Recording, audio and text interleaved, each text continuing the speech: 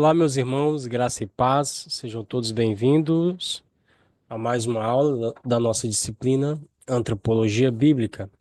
Hoje nós estaremos abordando um assunto para darmos continuidade à nossa disciplina. Falaremos hoje, caros irmãos, sobre o homem diante da morte e da eternidade.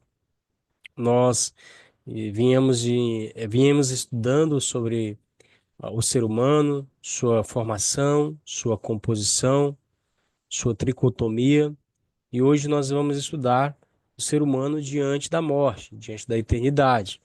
Então, eu quero compartilhar com vocês a tela aqui para nossa melhor compreensão. Tudo bem?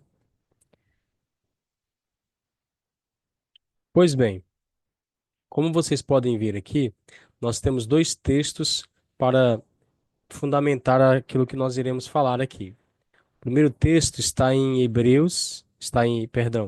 está em Romanos, capítulo 5, versículo 12, e o segundo texto está em Hebreus 7, 20, 9, 27.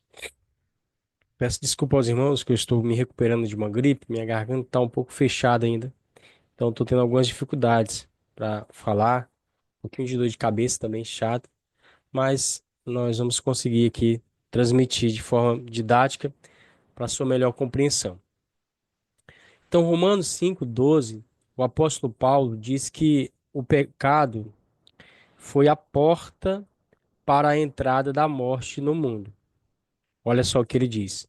Pelo que, como por um homem entrou o pecado no mundo, pelo pecado a morte, assim também a morte passou a todos os homens, por isso que todos pecaram. Então, ele diz que pelo um homem entrou o pecado no mundo e pelo pecado a morte. Então, o pecado foi a porta de entrada para a morte, assim também a morte passou a todos os homens, por isso todos pecaram.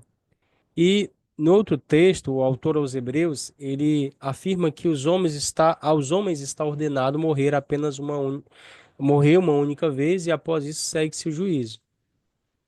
Então nós temos, quando nós falamos do homem diante da morte, da eternidade, nós temos textos que comprovam que o ser humano vai passar pela morte e vai estar na eternidade, é, após passar pela morte, ele vai estar no estado da eternidade.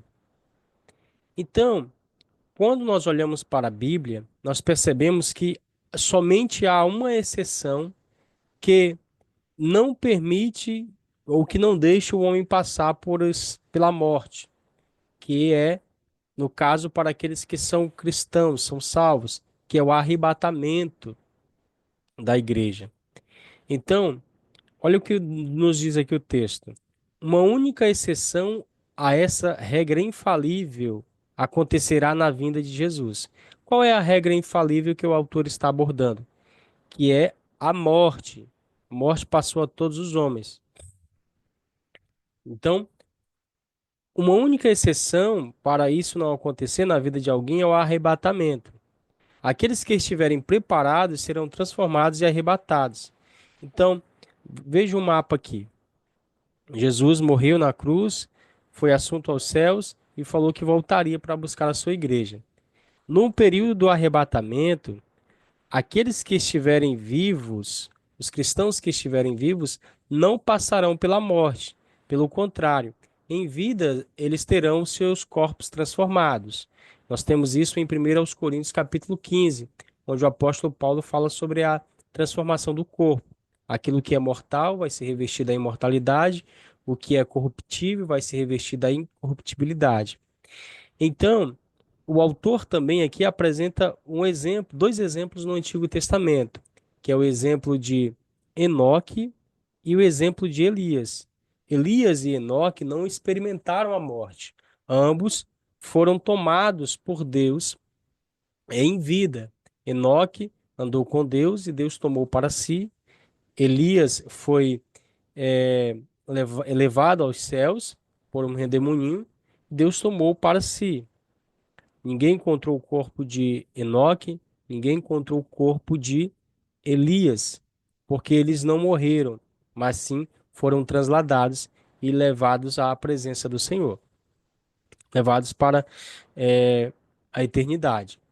Então, se ao homem está ordenado morrer uma única vez, o que vai acontecer? Presta atenção. Se ao homem está ordenado morrer uma única vez, o que vai acontecer quando o homem se depara com a morte e com a eternidade? Então vamos estudar um pouquinho a respeito disso, tá bom? Vamos lá, próximo slide para nossa melhor compreensão. Aqui eu deixei algo interessante para nossa aprendizagem, que diz respeito ao seguinte: o que acontecerá na hora da morte com o corpo, com a alma e com o espírito? Então, isso são perguntas que são constantes na nossa mente. O que vai acontecer? O que acontece na hora da morte com o corpo, com a alma e com o espírito? Você já se fez essa pergunta? O que vai acontecer com o corpo, com a alma e com o espírito? Você sabe o destino de cada um? Então vamos procurar responder aqui através da Bíblia nesta aula. Primeiro, eu quero deixar bem claro aqui que quando nós falamos de morte na Bíblia, a morte sempre vai ser vista também como uma separação. Então, grave bem, sempre quando você ver morte na Bíblia Sagrada, você vai assimilar com separação. Aconteceu uma morte, houve uma separação de algo. E o que é isso? A morte, ela é a separação das unidades materiais e imateriais do corpo humano. Ou seja, é quando a alma e o espírito se separam do corpo, porque houve a morte. Então, quando nós falamos de morte, também é necessário entendermos que há três tipos de morte quando nós falamos no sentido espiritual. Perdão. Há três tipos de morte quando nós analisamos a Bíblia, no que diz respeito à vida do ser humano. Então, o ser humano ele pode sofrer uma morte espiritual. O que é a morte espiritual, professor? É quando aquele cristão não tem mais, quando aquela pessoa não tem mais contato com Deus, quando aquela pessoa não ouve mais a voz de Deus, não tem mais ali o seu espírito humano em conexão com Deus. Então, isso pode ser considerado uma morte espiritual. Então, a morte, no sentido espiritual, é o estado de uma pessoa que vive sem Deus. Então, uma pessoa que vive sem Deus, ela está morta espiritualmente. Nós também temos a morte física. A morte física é a morte do corpo. Então, quando o corpo padece, acontece aquilo que nós chamamos de morte física. Ali, somente o físico morreu. Então, é aquilo que é quando ocorre a separação da alma e do espírito do corpo. Então, há outro tipo de morte também, que é a morte eterna. Essa morte eterna aqui, a Bíblia também chama de segunda morte.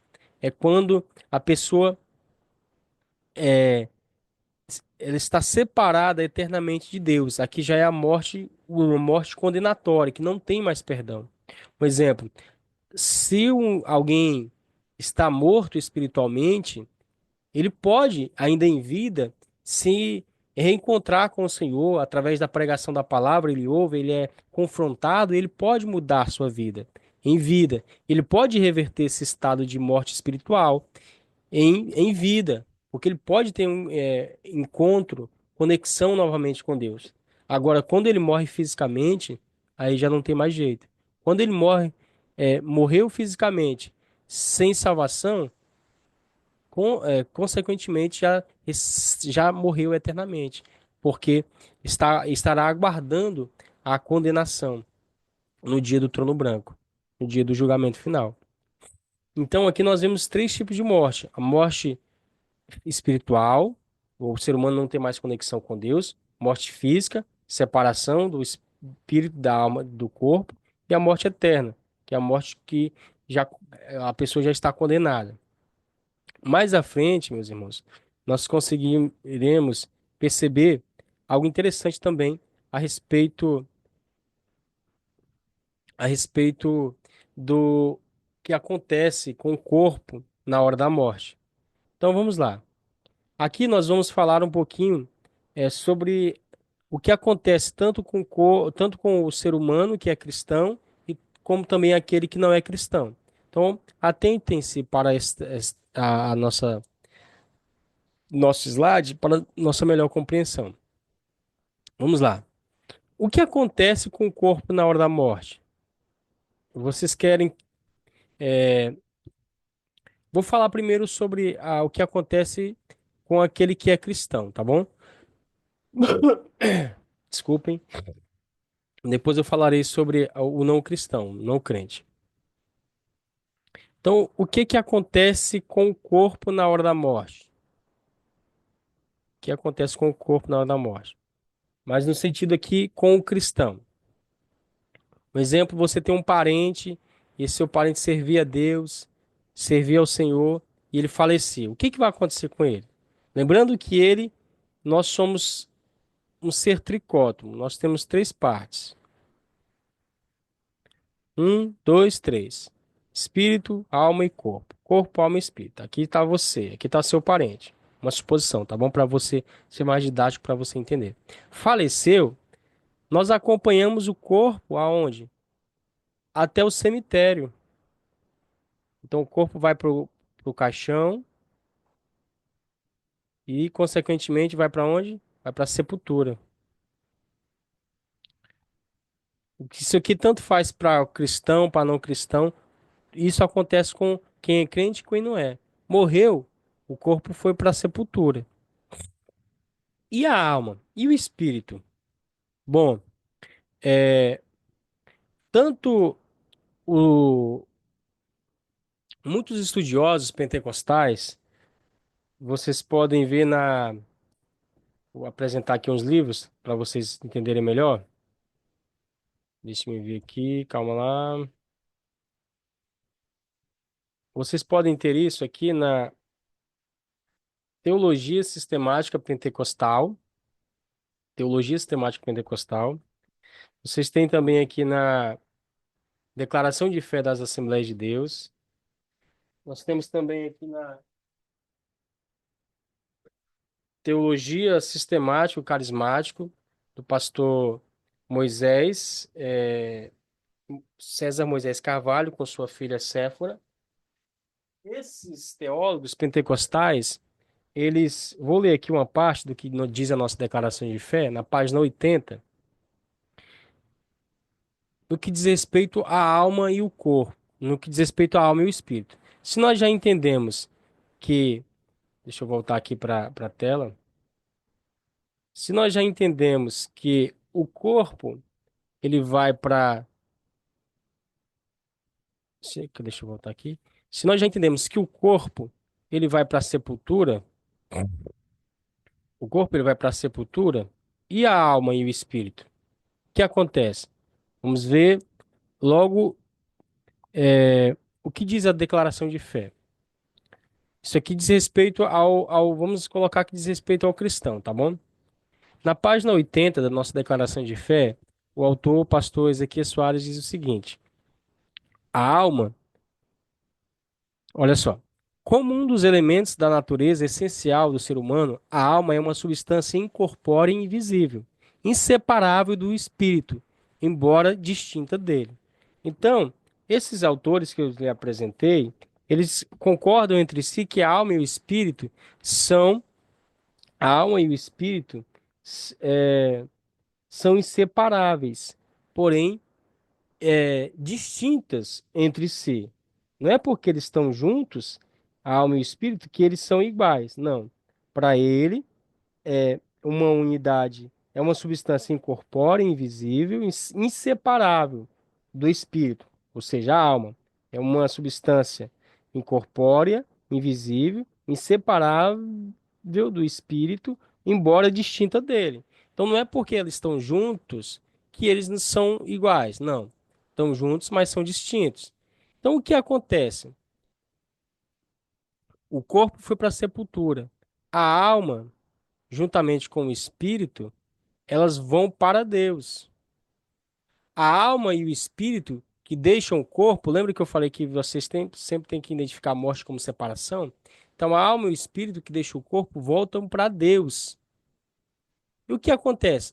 Isso fica, ou seja, fica à disposição de Deus para serem encomendadas ao lugar que corresponde à relação, para serem encomendadas ao lugar que corresponda à relação que tiveram com o seu Senhor na hora da morte, para ali aguardarem o dia da ressurreição.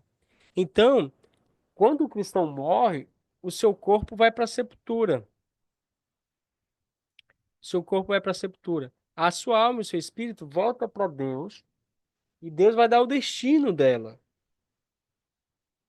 Então, se a pessoa que morreu é cristão, o que que vai acontecer? Deus vai levar essa pessoa aqui, essa alma aqui, ó, vai colocar ela no paraíso aqui, ó. Tá vendo? Então, como diz lá em Eclesiastes, o espírito voltou para Deus, porque foi Deus que deu, e a alma também, e Deus coloca a alma para descansar aqui no paraíso, esperando que a ressurreição, quando ele descer, quando Jesus descer para buscar arrebatar a igreja, o corpo desse abençoado que está aqui na sepultura vai ser ressuscitado, vai ser revestido e vai encontrar com o Senhor nos ares.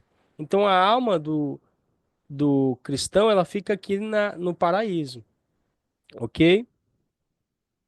Beleza. Mas professor, o que que acontece então com o ímpio? O ímpio é quase a mesma coisa. O corpo vai para a sepultura, o espírito juntamente com a alma, que são inseparáveis, porém distintos, eles vão para Deus.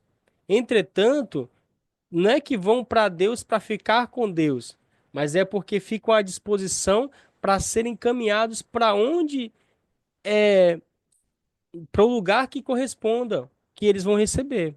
Ou seja, é uma pessoa que não servia a Deus. Infelizmente, essa pessoa não vai para o paraíso. Não é porque a alma e o espírito foi para Deus que elas vão estar no paraíso. Não. Mas a alma dessa pessoa vai para o lugar de tormento. Professor, já é para o inferno? Não. É para o lugar de tormento. O inferno ainda não foi inaugurado. Então, a alma dessa pessoa que não é crente, ela vai para onde? Vai para o lugar de tormento. Há duas palavras, vocês já leram Lucas, quando fala aquele texto lá que muitas pessoas interpretam como uma parábola, mas não é, lá de Lázaro e o rico. Então diz que tanto Lázaro como o rico morreu. E Lázaro foi para o paraíso. Então eles foram para isso aqui é chamado também de estado intermediário. Então, no estado intermediário, o que que é? É onde as almas ficam, aguardando a ressurreição do corpo, para glória eterna ou para vergonha eterna. Então, no caso do ímpio, o ímpio vai para o lugar de tormento. Por quê? Porque, infelizmente, houve a separação, morreu, não servia a Deus, então ele vai para o lugar de tormento. E o lugar de tormento, na Bíblia, no Antigo Testamento, nós temos, no Antigo e no Novo Testamento, nós temos dois termos para falar sobre o lugar de tormento, que é Hades e Sheol. Sheol no grego, no hebraico, e Hades, ou Hades no grego. Então, o corpo do ímpio vai para a sepultura, vai aguardar a ressurreição para a condenação eterna, para o trono branco. E a alma fica aqui no lugar de tormento. Então, isso é o que acontece no corpo, com o corpo na hora da morte. O corpo vai para a sepultura, tanto do ímpio como do não ímpio. A alma, o que muda é o destino da alma de cada um.